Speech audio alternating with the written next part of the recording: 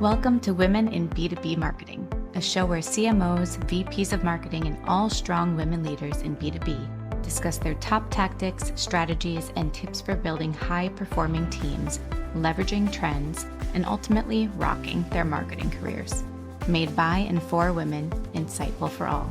I'm your host and 15-year B2B marketer, Jane Sarah. Let's dive in.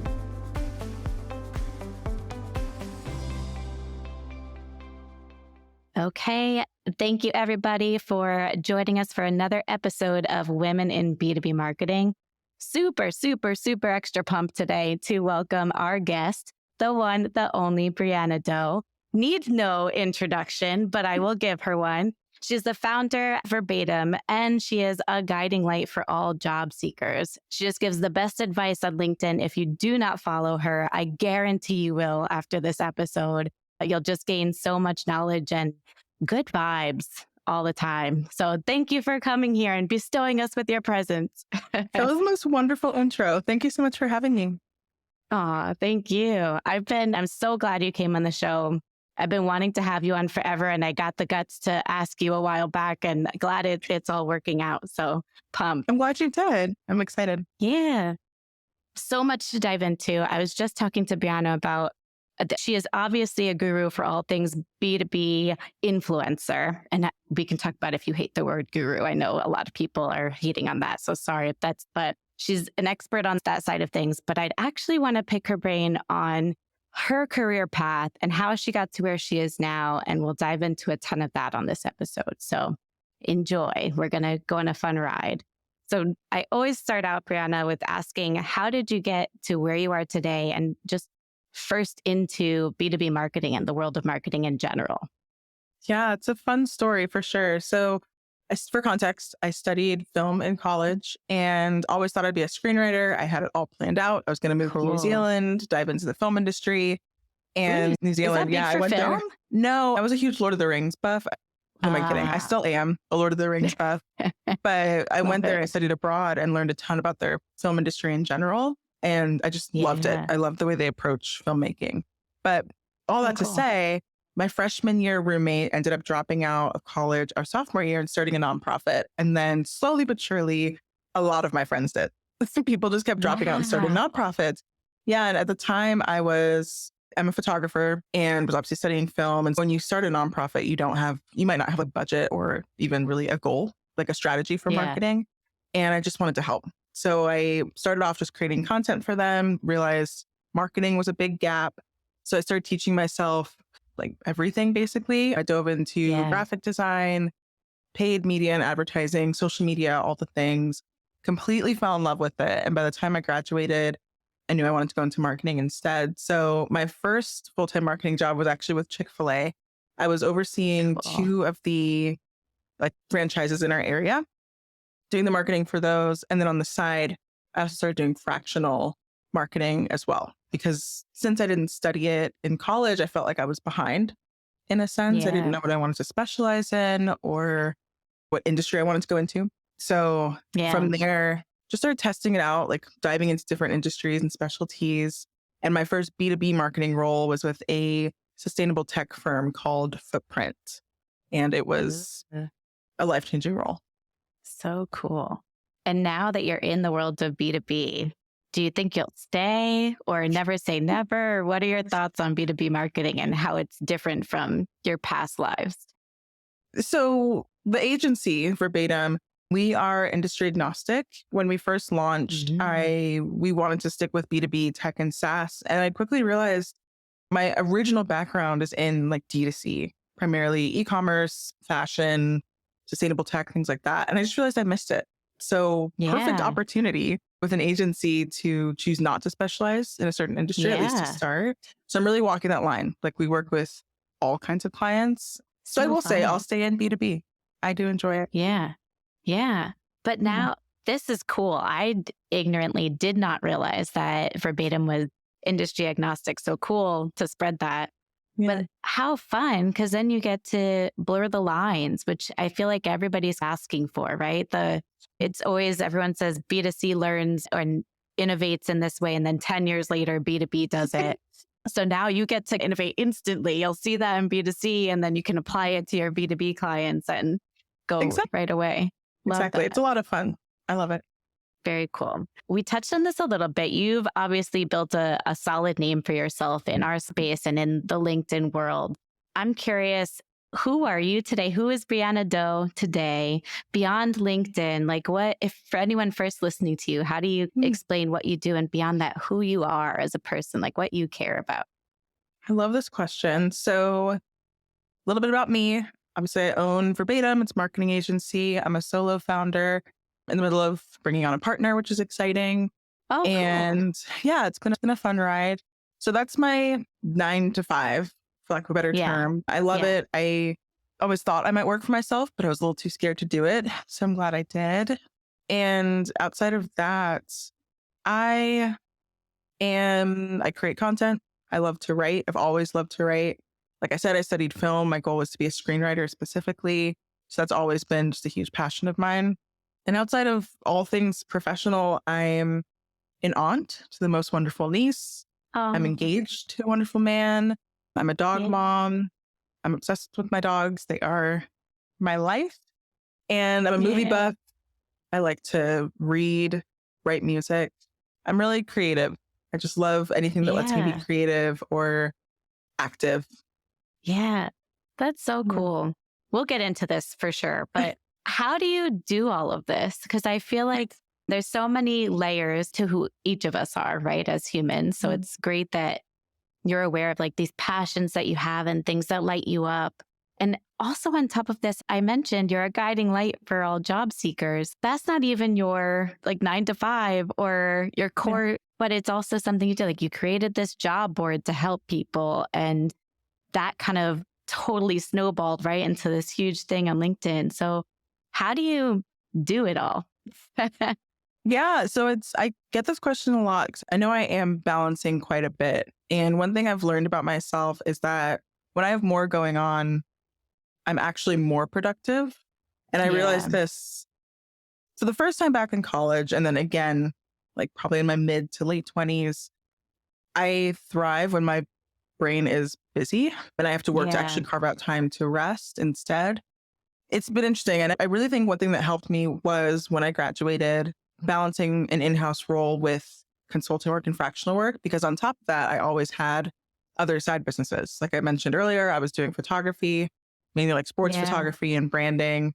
I was like editing scripts. I was just doing all of these things just because I love finding different hobbies. And I really Yeah. had to balance my time well. And so I have a very, some will say it's rigid. To me, I think my schedule, my calendar gives me the freedom to do everything I want to do because it is incredibly Mm. regimented, but it's helped me a lot. And I actually reached a point maybe 2 months ago where I realized I'm about a year behind in terms of hiring an assistant. Like I should have hired one a while ago and I came to terms with it and I Mm. recently hired one. And that's been that extra like step that I need and accountability. Nice. I'm sure as Yeah. time goes on, as the agency grows and the team grows, I'll have to bring on more support as well. But for now, I would say a color coded calendar. I work Yeah. quickly and really efficiently. And I have to say no to a Yeah. lot of things, but it's helped me be able to say yes to all the things I want to do. Yeah. Stay really aware of the things that you want to do. And I'm struggling with how to word this, but it seems like you're very self aware, which is amazing. And the things that light you up and that you want to focus on. How do you stay true to that when all of these opportunities are coming your Mm. way and you have to decide what is going towards your vision and your mission in life versus what would be a distraction? How do you determine that? Also, a great question. So, for additional context, I am a people pleaser. And so, one thing I really Um, had to work through was not immediately saying yes. I'm still learning, but I think I've gotten a little better at somebody reaches out with an opportunity. I ask for the information and the details, and then I say, thank you. I'll be in touch in the next fill in the blank, week and a half, yeah. whatever. And that gives me the time to step back from the initial excitement. It's really Yeah. helpful. It helps me step back from the initial excitement and actually think about it. And I've done so many things that I didn't enjoy, like with my career and like my full time job and with side hustles. It's a little hard to articulate, but I know if I'm really honest with myself, and that week or so that I Yeah. give myself helps me understand this, if I'm really honest with myself, I'll know how I feel about something. If I'm not immediately into the idea, Yeah. I'm not into it. And that's just Yes. something that I have to be okay with accepting and learning to say no. Yeah. And it could always change. Maybe Yeah, a year later, you'll be like, you know what? That was a cool app. Let me see if that's still on the table because now it suits my yeah, purpose and my vision. And you can revisit. exactly. And that's why I think it Yeah. helps to take that time and think about it, because instead of saying yes to something and then potentially burning a bridge when you don't do it as well as you could have because you're not actually interested Yes. or whatever, you're able to have real conversations and maintain the Yeah. relationship. It's so funny because I feel like I'm in a mini therapy session right now because I love the idea of a pause. I try to do Mhm. that so I don't react irrationally in a moment, right? Or I don't overreact. So I pause before I react. I'm trying to get better at that. Yeah. But I love that you created this habit of a pause when someone asks you to do something or invites you to partake in something. So you can actually think through it instead of getting caught up in that perhaps excitement or pressure of the immediate moment. You can take it back. Can I actually fit this into my schedule? Does it make sense for me right now? Exactly. And it's really freeing for sure. And it's Yeah. refreshing, I think, especially for people who might struggle with saying no or struggle Yeah. with being comfortable with that pressure that you feel when somebody wants you to participate in something. Yeah. It's been very freeing for sure. Yeah. I'm totally going to implement that. The Brianna Let me know how pause. it goes for Let you. me think Oh, about I it. love that. I love that. Yeah, let me know how it goes. So cool. We'll do. Speaking of just juggling so many different things and taking on different directions in life and pivoting as needed, you mentioned something on LinkedIn that I just loved recently, and it was called having a portfolio career.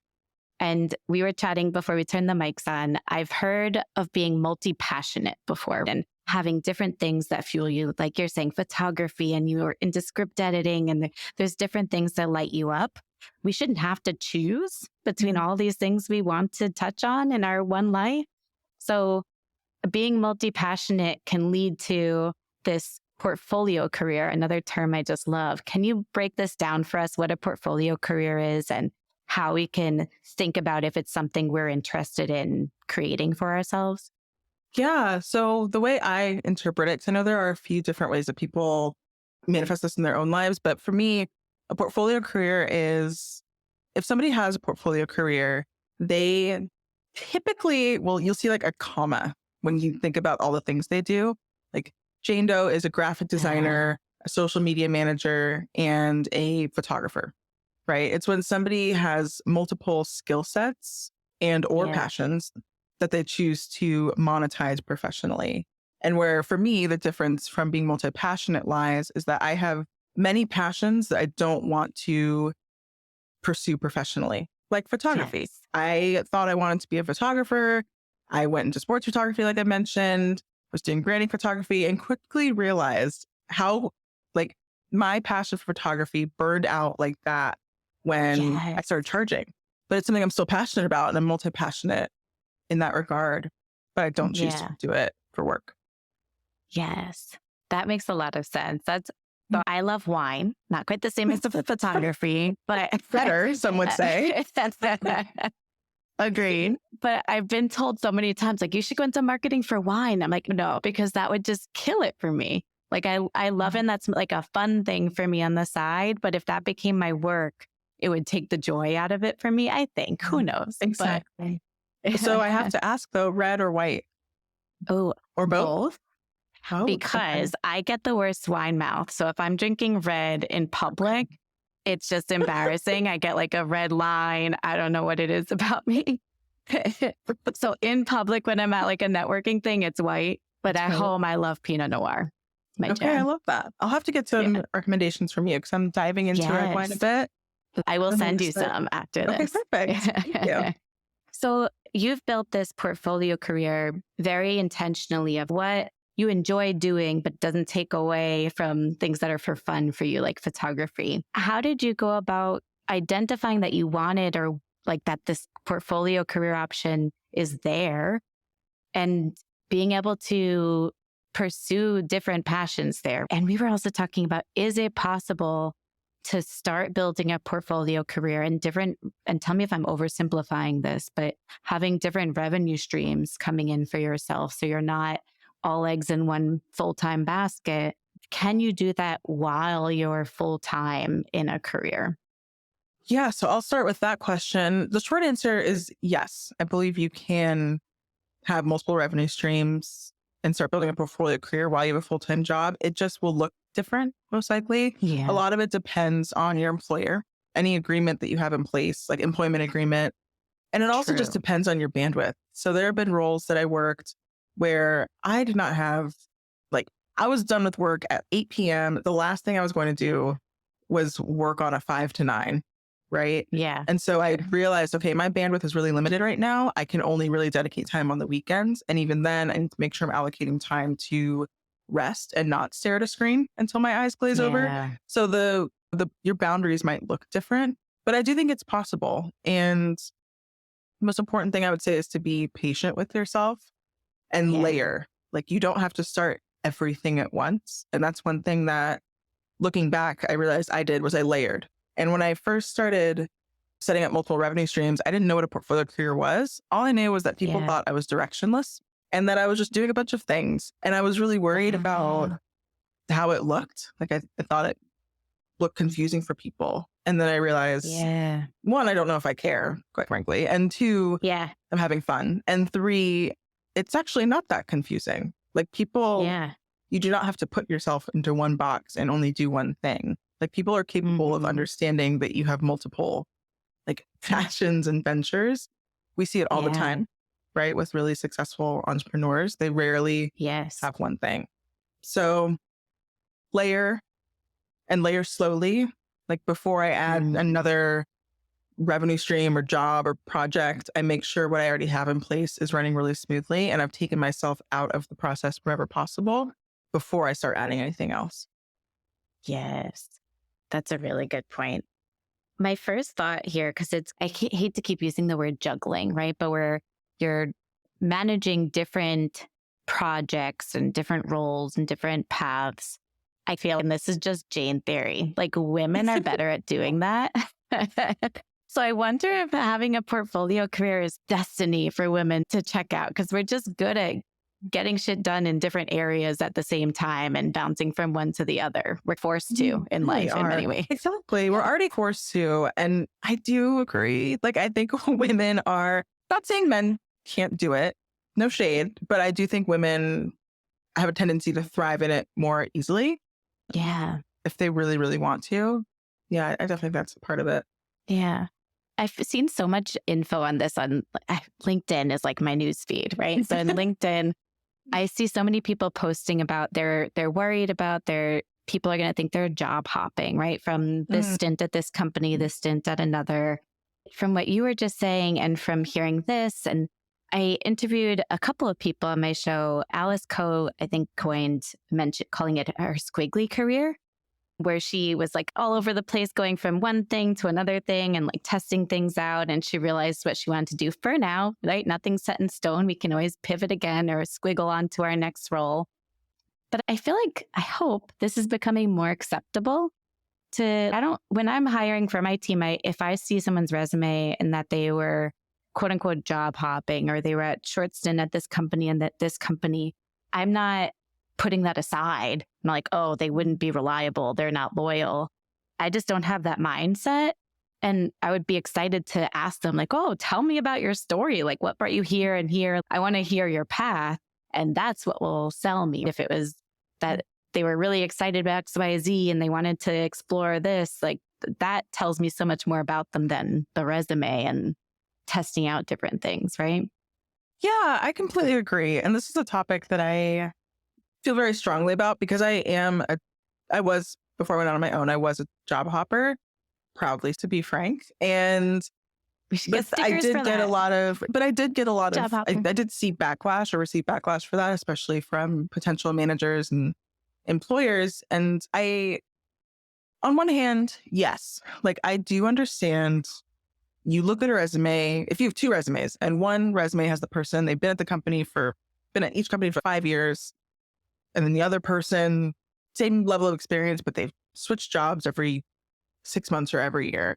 I understand if you're looking at two, you might be like, why would I even consider the person that's job hopped?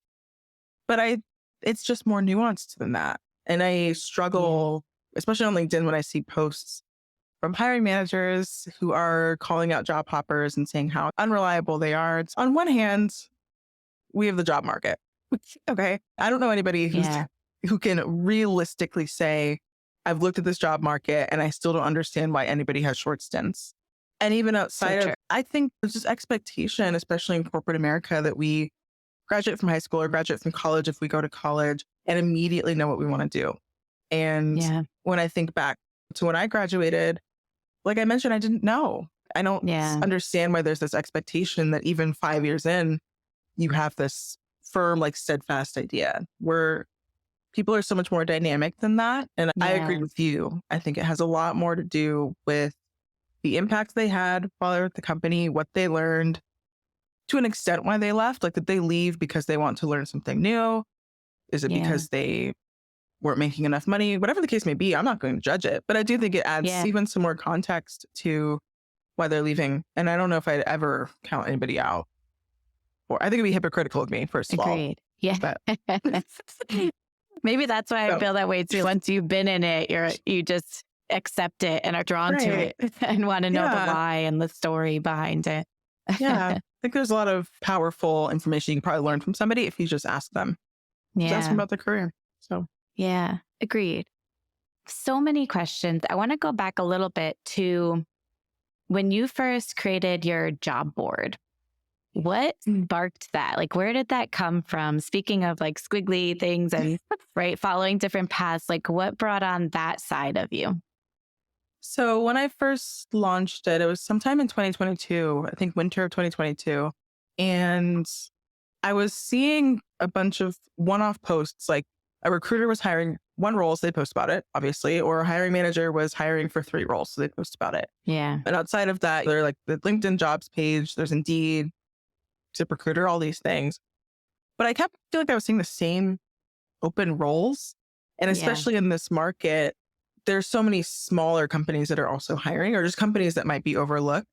And so it started as a LinkedIn post. I just found I think maybe like 10 or 12 companies that were hiring, posted about it. And then people started commenting with like hundreds of open roles that they knew about. And I was like, this is a lot of information for somebody that's just like reading the post. I don't know if I'd go through all these comments. So I'm also a spreadsheet girly. So I made an Airtable spreadsheet. I love this. I'll take any excuse to make a spreadsheet, quite frankly. Love it. So I made a spreadsheet in Airtable to host all of these and created like a form where people could submit roles that they found. That was the first like iteration of it. From there, a company called Palette reached out and said, hey, we're actually like a job board platform for creators. Yeah. We would love to host this for you. So I moved it there. So and it was very smart and it became a lot easier to juggle.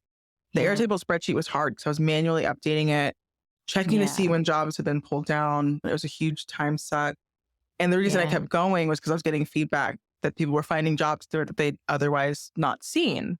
I thought that was cool. Like, I was like, I'm not trying to make money off this. Like, if I was looking for a job right now, I would be really fed up with the job boards that I've been seeing. It's the same roles. Yeah. So I went to Palette. Palette eventually shut down the job board feature maybe 2 months ago. And so at that point, I already started considering hosting it somewhere so that I just had more control over the whole like user experience. And now it has a name. It's F the Sunday Scaries. I host it myself and it's been a fun ride. Yeah. Is that something that you still fully manage yourself manually now, or? It is. And I will say people do ask about that. Okay, but isn't this a huge time drain? And you barely monetize it, Brianna. They're like, I don't make much off it because I don't really advertise it in that way. I only advertise it for job seekers. And quite frankly, like data entry relaxes me. So if I can just sit and put on a movie and look for jobs and then add them in, it really calms my brain. So selfishly, it might be more for me than anybody else. Yeah. It's like your meditative practice at the end of the day. Exactly. You can like unplug and put this in. So cool. I Yeah, love it's a good that time. your downtime and what relaxes you helps hundreds and thousands of other people. It's not If bad, only we could all it find works that. out. It's not bad. My fiance does say it might be the nerdiest hobby he's ever Yeah. seen someone enjoy, but I accept it. All those selfless. It's so cool that you do that. And Thank again, like you. very little monetization back, Yeah. but very Yeah. cool. I wonder, first, curious, the assistant that you mentioned, is it a virtual assistant or is he or she, are they like a in person that works with you? No, she's virtual. When I realized I needed an assistant, I took the next month or so to figure out where I was dropping the ball the most or where I was getting Mm, caught up the most. And it was my yeah. inbox. First being email, second being my LinkedIn inbox. So I Yeah. brought her on primarily to manage my email at first. Shout out to Simone, my assistant, because she took Yeah. what was a chaotic email system and turned it Yeah. into the most glorious of phrases in about a day and a half. So Wow. she's incredible. And it was causing me a lot of Kudos, stress. Simone. So Yeah. really grateful for her. And the next, we're tackling LinkedIn, which I'm sure you're aware. The inbox feature is just, I barely Horrible. check it anymore because it's really Yeah. overwhelming. So Yeah. And you can't even, their search functionality is crazy. It's just lazy. Like you it can't is get to what you're lazy, trying to look for. which makes sense because I feel like Outlook is the same way. Yeah. Oh, Yeah. interesting. Yeah. So Agreed. I just started a new job and I'm back on Outlook for the first time in 10 years. And it oh, hasn't changed, but it's like seriously? relearning. Yeah, it's the same, but it's relearning. I've been in Google for so long and I'm finding all these Yeah. little things that are different that I have to get used to now. Oh, But I that must be a digress. big change. But yeah, it's definitely been helpful. And I'm grateful to have her. So Is there anything else that you do with this, with the various projects that you work on and even the late night data entry, like working in all of these different, overseeing and owning all of these projects and amazing positions and the podcasts, which we have to get into too, Stop the Scroll. yeah. But how do you keep yourself and perhaps your team, now that it's growing, organized? Do you have any processes that you swear by or something that was just life changing for you to stay organized when you're working on all of these different, how do we call it? Different in your portfolio Ventures. career? Yeah, like different ventures. Ventures. Oh, So one thing that's helped me a lot is creating an SOP, like standard operating procedure before, even when it's just me. It might seem a little like kind of like a waste of time when you're just a team of one, but I have an SOP for essentially everything I do. So that way, if it ever gets outsourced or just passed off to somebody else on the team, they might need to talk to me about it, but they will have everything they need to accomplish it and to execute it. So that's been really helpful. And I store them all in our project management system, which is ClickUp. So that's been helpful. And then like ClickUp, just having a project management tool, even as a team of one, when I was team of one, was yeah. incredibly life-changing because it's one thing I've noticed is the more you start layering on in terms of ventures, you might think Yeah. that you're on top of everything, but there will be little things, little action items, little admin things that you forget about. For me, honestly, I'm terrible at sending invoices and I'm Yeah. really bad at following up via email about said invoices. So having systems in place for that. When I partner with brands, I have a calendar in ClickUp so I Yeah. know when each post is going out, when I need to send the post for review and approval, like automating as much of that as possible so I can just set it, forget it, and be reminded when I need to be has been a game changer. Yeah. That's really good info. Just like setting reminders. Like do you live by your calendar? I genuinely don't Yes. know what I would do if I didn't have my calendar. So it's my calendar and my like reminder app on my phone. And then I've clicked up on my Yeah. phone too. My calendar is everything to me. Yeah. Yeah. Do you also, because I know you mentioned color coding your calendar. I need to get to that Yeah. level. Right now, I just have colors for each calendar that I have, Okay. but I need to get better than Yeah, color coding that. helps. Do you respect your time blocks? Like I'm sure you also on your calendar have to bake out time for heads down work outside of meetings and podcasting, but everything on your plate, just to heads down client work. How do you manage that? I do respect my time blocks. Yeah, I do respect my time blocks because if I don't, I'm violating my own boundary. I need to carve out this Yeah. time to get work done, and I'm not willing to basically put myself in a position where I'm stressed later. I didn't carve out the time. Yeah. I do stick to the time blocks, and I also have because of these SOPs and how much time I've spent watching myself do everything that I do because I have to create the Yeah. SOPs. I have a really good idea of how long something will take me. So the time blocks Oh, work pretty well. Like I know if it's going to be 30 minutes or an hour. If I happen to need more time, I probably bake that in to another day already. And then yeah. if I don't need that time, then I can take it back for something else. And because of the time Very cool. blocks and the fact that I respect them, because I have everything color coded, I can keep a really good, I can really gauge like how much time I'm spending on each thing every week. So I know how much time I'm spending like in mindfulness and exercising versus how much time I'm spending Yeah. on discovery calls. Like it really helps me Oh, see how well I'm doing, like in general, and how much I'm taking care of overall. myself. hmm I love that. Is there a specific app that you use for that tallies that up for each one? Or what is that No, it's just automatic in Google. Google? It's just a Google I don't Calendar. think So I've because unlocked that it's feature. incredible. So because I labeled each different, I can send you a picture of this Yeah. offline, by the way. But because I've Yeah. Yeah. labeled each type of each color, like to-dos, Yeah. exercise, mindfulness, client calls, my podcast, external podcast, things like that, you can just click on the week and it'll show you what the breakdown is. It's incredible. I've never knew this. Mind blown. I Yeah, feel it's like great. I wish that this is like a whole nother podcast that needs to exist just on the tips and tricks within the tools we use every day that you just don't know about. Right. Like, That's a great point. I should post about this too. right. That would be a really Yeah. good one. Like hacks that we don't, not even hacks, just features that are like completely unknown Like to people readily like me. available. Yeah. So Yeah, it's funny. wonderful. Okay, cool. I need to check that out and get better at my color coding then. I'm going to do that. And speaking of podcasting, because I want to get into, I know there's so much just to pick your brain about career wise, because I admire so much what you've built for yourself, that you create the job and career that works for you, that it lights you up and makes you Thank happy you. and you help people at the same time. So much respect there. But you Mhm. also have some great marketing chops. So I'd love to dive into your new podcast, Stop the Scroll. I have the name right. I'm not Yeah. butchering it. Okay. Nope, stop the scroll. All about B2B influencers, because it's a world I feel like we've talked about the past couple of years a lot more, but at such a high level that people have still been scared to dive into it and don't know where to start. So I love that you have this show that is introducing more of what to do and ins and outs of it. But what do you see just being a B2B influencer yourself and helping clients with this? Correct me if I'm wrong.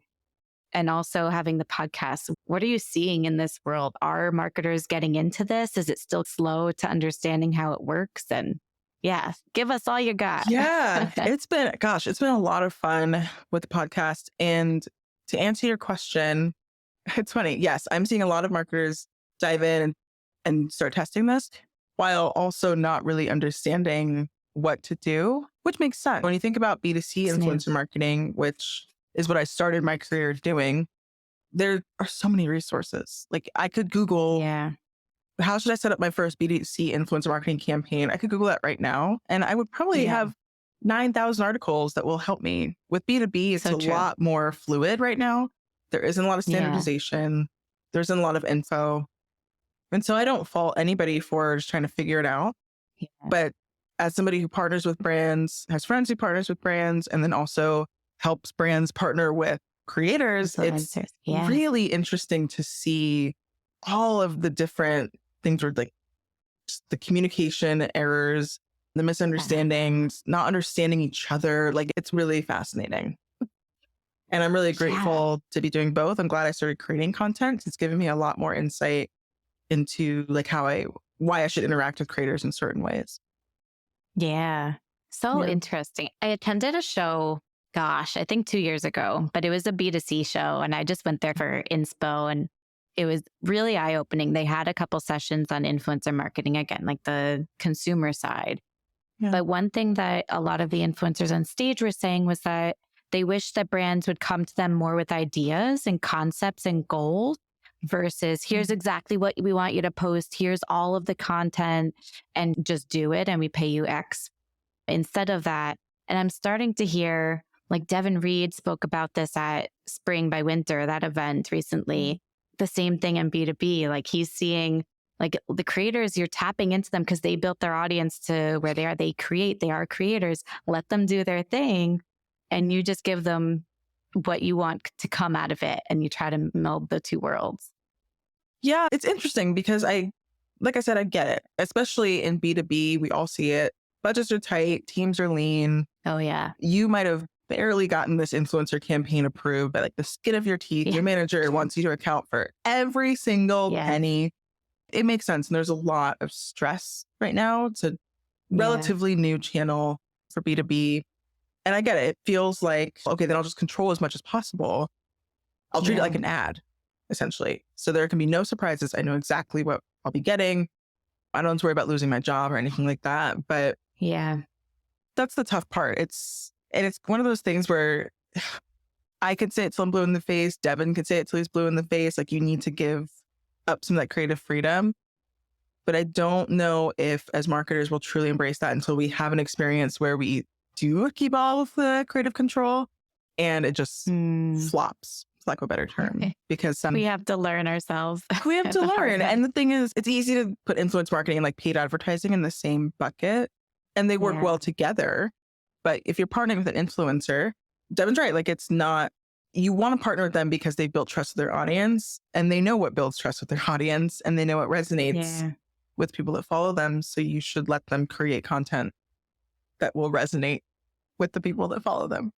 Yeah. But it's hard. So I get it.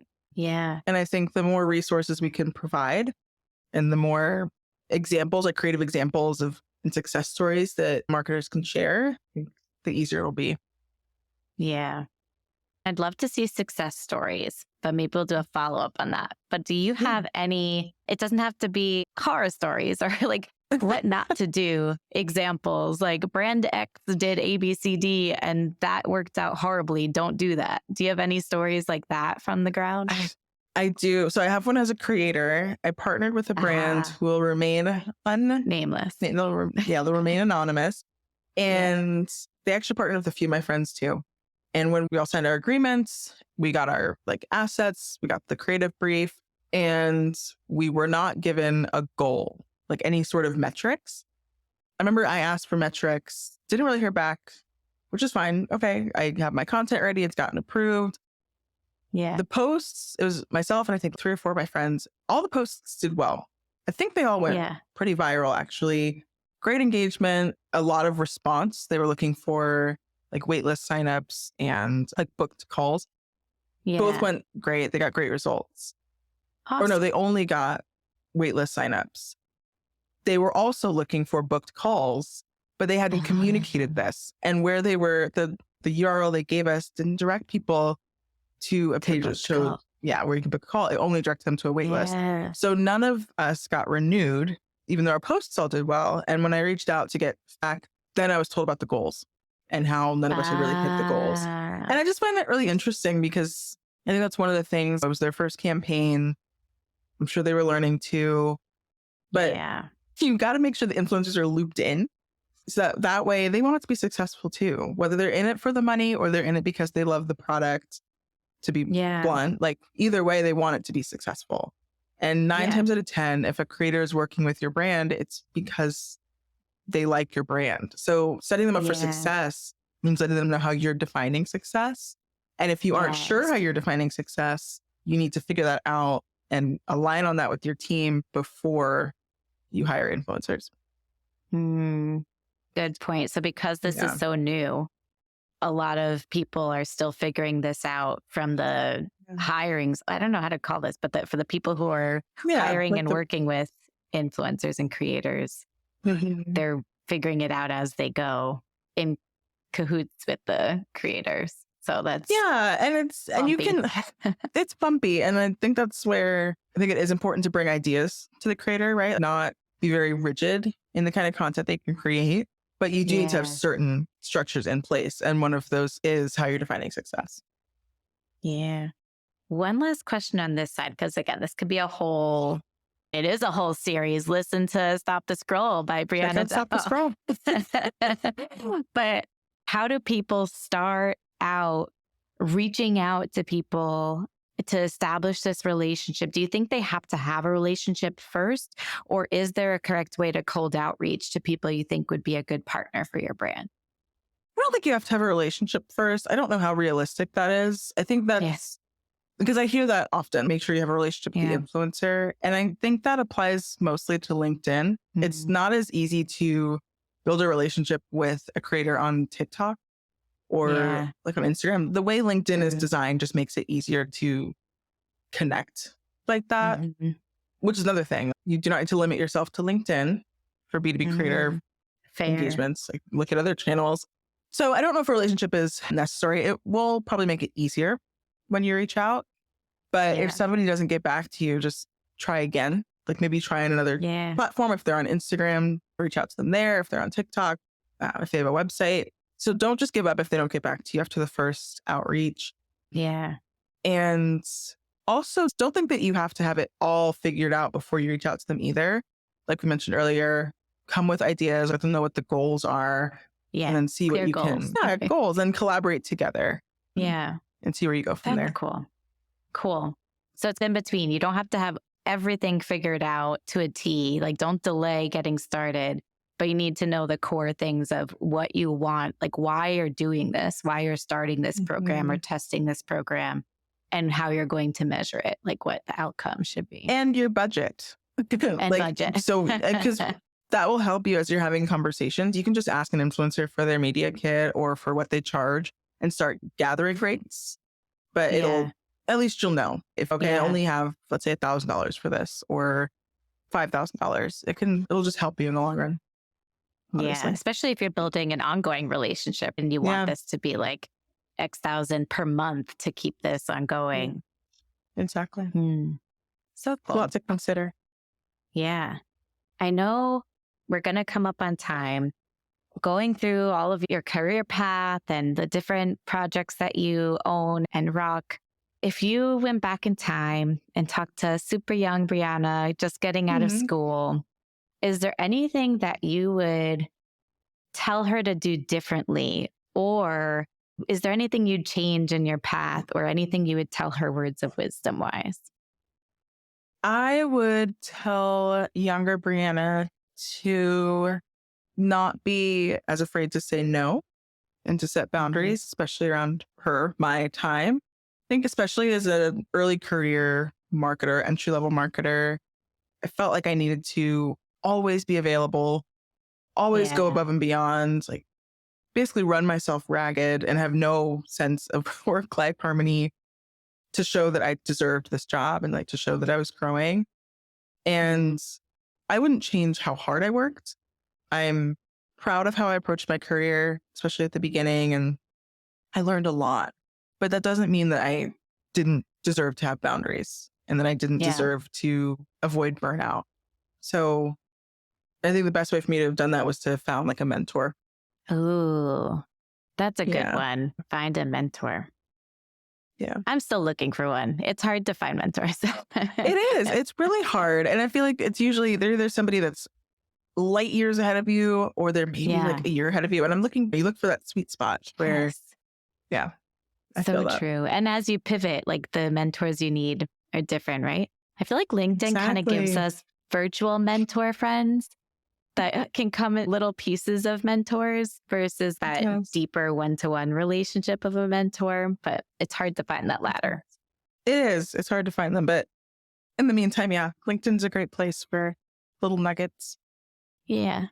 Its search function sucks, but almost everything else is great about LinkedIn. It's a great platform. Other than that, I will give it that. It is a wonderful platform. But LinkedIn, if you're listening to this, please fix the DM. Brianna, thank you so much for sharing your journey with us and so much insight. Super helpful just to pick your brain a little bit.